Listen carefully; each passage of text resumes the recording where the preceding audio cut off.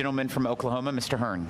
Thank you, Mr. Chairman, for holding this hearing today in the Peach State. I'd also like to thank the witnesses for being here today. You know, as a small businessman and job creator for over 34 years before coming to Congress 4 years ago, I can truly understand your pain and what you're experiencing.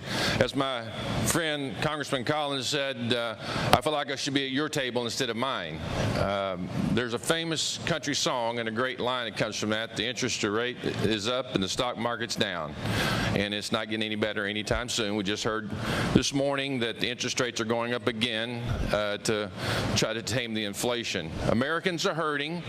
Bad fiscal and monetary policy has fueled record high inflation, in turn causing the Fed to raise interest rates in an effort to curb inflation. The Fed will continue to raise interest rates until we get our inflation problem under control. That means more pain is on the horizon. Regardless of what anybody wants to say in a political environment, when you talk to the economists you read, they say this is going to go on at least into 2024. At the earliest will it go away then. When interest rates rise, businesses pay more in interest and the cost of capital rises. This makes it harder for businesses to access capital markets to expand and grow. And just when you thought that the current market conditions for investment couldn't get worse, it comes at the perfect storm.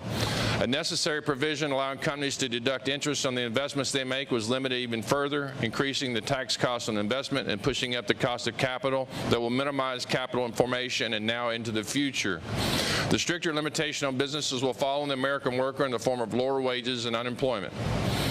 Ernst & Young projects just this past month that over the next 10 years, if the interest limitation on deductibility is not repealed, 467,000 jobs will be lost, employee compensation will be reduced by $23.4 billion, and the GDP will fall by more than $43.5 billion.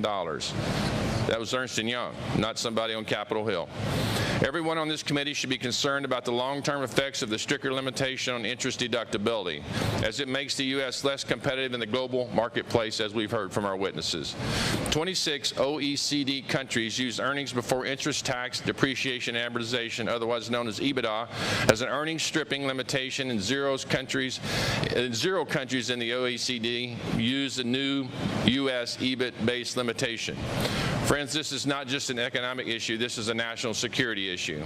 How can we expect to compete with China when we have made investing in the U.S. more expensive and less desirable?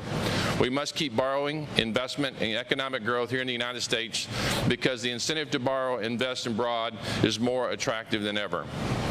I'm happy to join my colleagues, Adrian Smith, Joe Morelli, and Brad Schneider, in introducing our bipartisan solution. Ms. Winton, as a manufacturer, can you explain to this committee, and I know you've talked about this a lot, why and how the increased limitation on the interest deductibility and the rising interest rates are harmful to your business and how it has impacted your decision-making process as CEO? So, my business is not any different than the government. So if you look at your government budget, the increase in interest rates is causing havoc, right? It's taking away from other things that you need to be spending that money on, increasing debt. But unlike the government, I can't operate in the red, and my customers can't operate in the red. So we have to cut somewhere. So we have to look at where we're going to cut. And so idealistically, I'd like to say it's not capital equipment and investment, but that's not true. So you have to have your workforce. You have to have certain things. So basically, you're going to cut sales and marketing first, which is the worst thing to cut because it's what helps you grow, and then you're going to cut capital equipment. And as a capital equipment manufacturer, that hurts me, which hurts my people and hurts the economy at large in my community.